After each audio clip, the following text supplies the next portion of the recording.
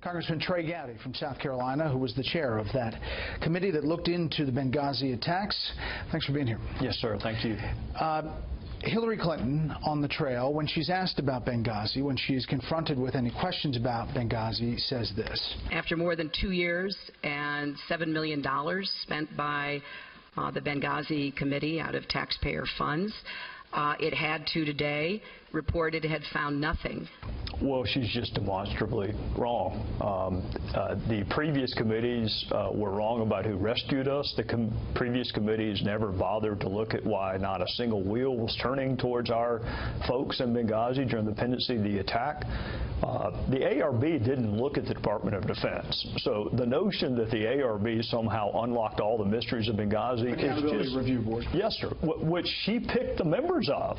So I get that that's their talking point. I would have rather gone first than sixth in terms of investigating it, but it is without contradiction that our committee learned new information that the family members are grateful for. Now, I get that it doesn't fit her political narrative, but there's no question that there was new information learned, including Chris Stevens' emails and, oh, by the way, hers too.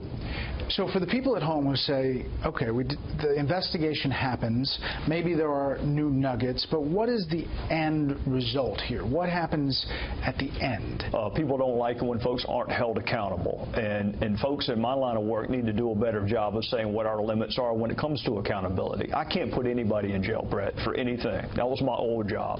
I can shine the hot white light of scrutiny and let you make up your mind on whether or not you think this person warrants a promotion or whether this person ought to be running the State Department. That's all we can do. None of the other committees looked at Benghazi from pillar to post. We did. And you can minimize, they can minimize the new facts that we found. I think the reality that not a single asset was ever headed towards our folks in Benghazi is a really big deal for the world's most powerful military. That was new.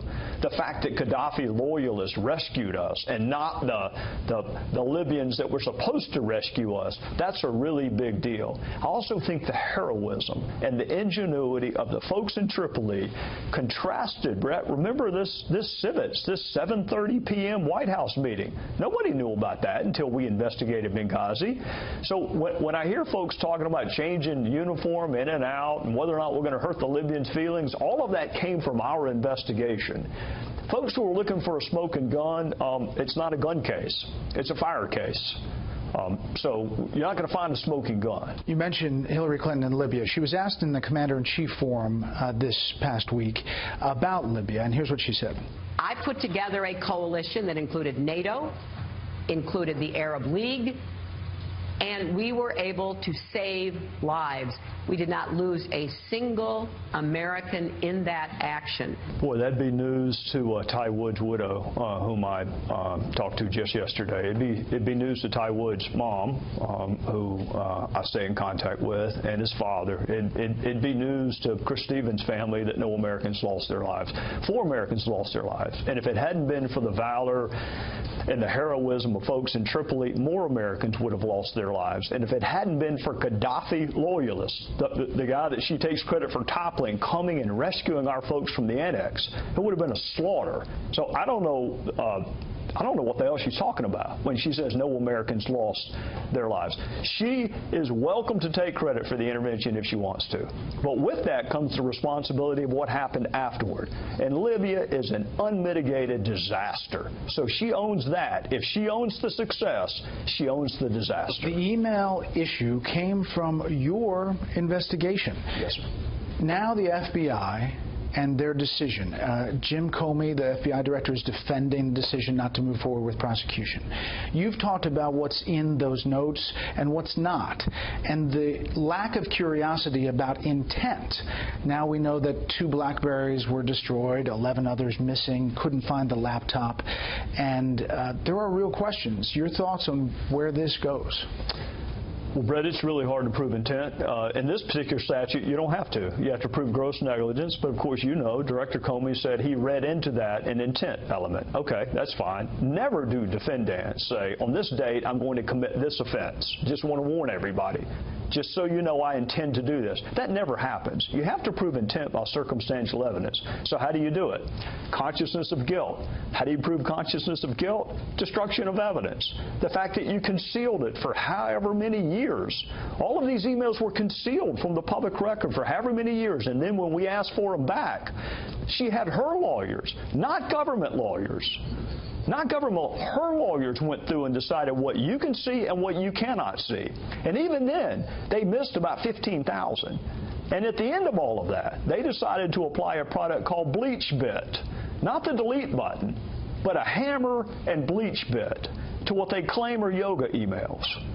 It doesn't pass the laugh test. But are you accusing the FBI of conspiracy, of collusion with the administration, of not doing their job? I'm a big fan of the FBI. I'm probably biased towards the FBI, quite frankly, based on my previous job.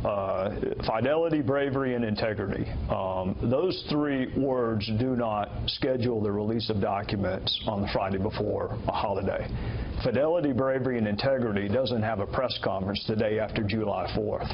Fidelity, bravery, and integrity releases all of the documents, not just her 302, but all of the witness documents, and let all of us, including you, judge the thoroughness of their investigation. I like the FBI. I'm disappointed that the FBI, in my judgment, looked at this case through a political prism. I believe if it were Hillary Jones, the analysis would have been different. And my great fear in life, what happens in a presidential election, we can survive bad presidents, we can survive good presidents. What we can't survive is this notion that there's a two-track justice system based on what your last name is. That we cannot survive.